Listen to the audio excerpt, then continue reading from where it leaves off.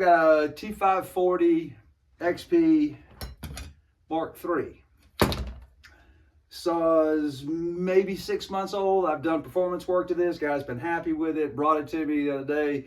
Actually, he called me from the tree. He said, I'm about ready to throw this thing out of the tree.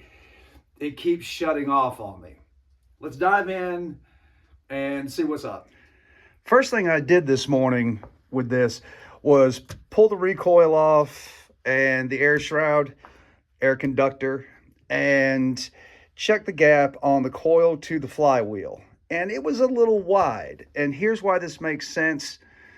So you've got a set of magnets on each side of the flywheel. One for spark, for combustion. The other is to generate electricity to run the electronics for the auto-tune system. It was a little wide. I re-gapped it. I went outside. It actually ran better. And I was like, oh, this was over and done with. But what I'm getting at idle is a lean sound. It seems to idle okay. And then you hear that that's so typical of a lean situation. Alrighty. And when I say I glanced at it, we were in the driveway. Well, hell, I'm a little light on fuel. But let's see what's in here. All right, there ain't shit. Fuel's not cloudy.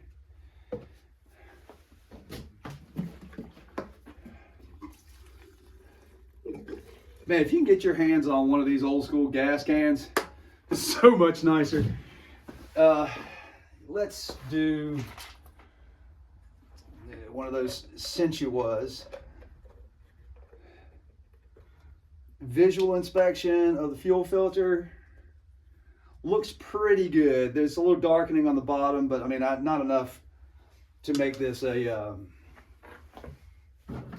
huge concern. And let's make sure we don't have, again, you know, you got to clear some of these issues up. Just, you know, check the simple stuff, man. Because you don't want to go through a full row of diagnostics and just rule stuff out for absolutely no reason other than the saw is new. I'm holding pressure here, so that looks good. Let me put this back together, and we'll take it outside and run it and see what's up. You can hear for yourself. All right, the saw's already warmed up for me making a cut just a minute ago. The ground's crunchy here in South Carolina. That's unusual, but it is January.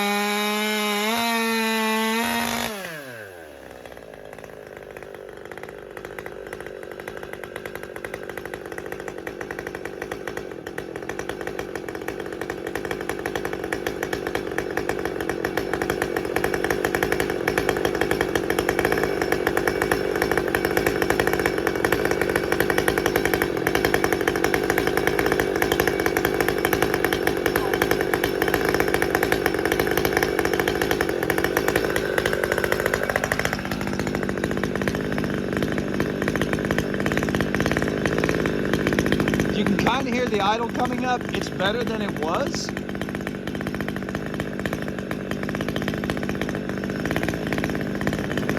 Still idling. I just paused for a second. I didn't do anything.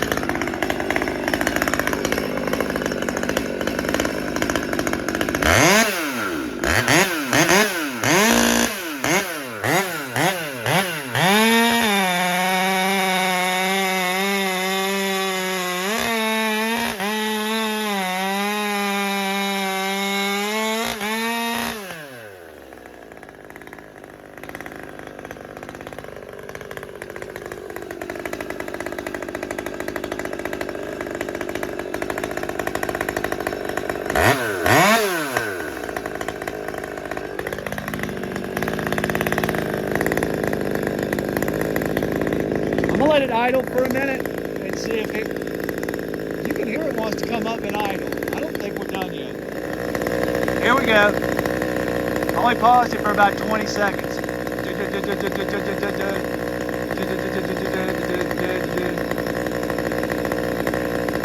Normally it would shut off. Auto-tune's working overtime.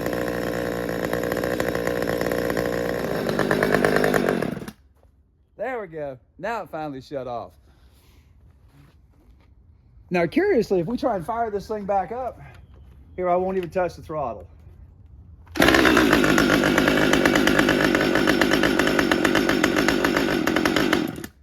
All right, so it's repeatable. All right, pull the air filter cover off, and well, I'm not surprised, but that would actually create a rich situation because you're getting less air through, not a lean situation where you're getting too much air through. Let's see how the filtration's doing on this. Oh gosh, come on, let go. Come on. There we go. All right, looks pretty good.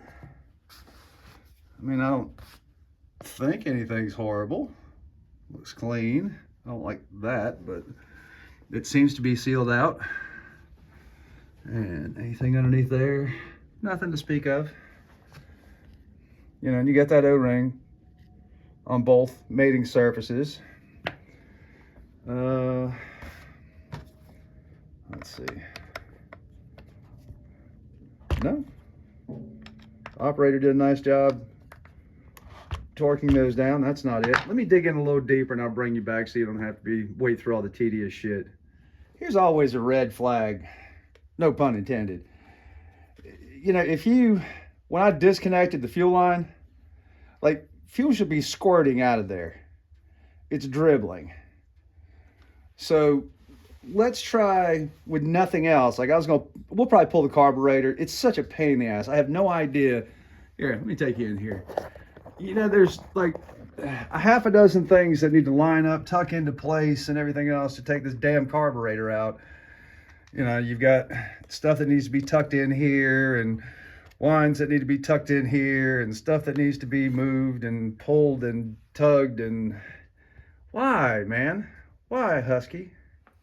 Okay, quick dive into the carburetor. Internal screen's fine. Didn't see any trash in there. Just have to rule that stuff out. We're here. Now,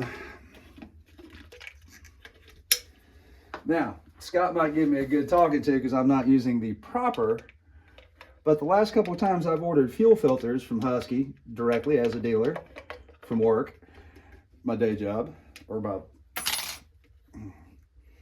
whatever. They have not sent me, or I haven't gone out of the way to put the proper part number in. It didn't supersede, so I get these in. Come on. That goes on first. And let's see if we get a little bit better fuel flow from doing nothing more than changing the filter. Because if, you know, we seem to be running fine wide open, but seem to be starving for fuel at idle. Okay, we shouldn't have had any time to really build any pressure, but you know, this is one of the things about small engine work. If you don't spill a little gas every day, you're a better man than I am. That looks more like it. So maybe all we had was a fuel supply problem. I mean, that filter doesn't look horrible. I don't know if you can see. There's a little dark spot on the bottom. It's not terrible. Let's take it back outside and run it. I'll put this back together and see if it's cured with a fuel filter. Crazy talk. Okay, let's see if it really was just that simple. I've already primed it. It's choked.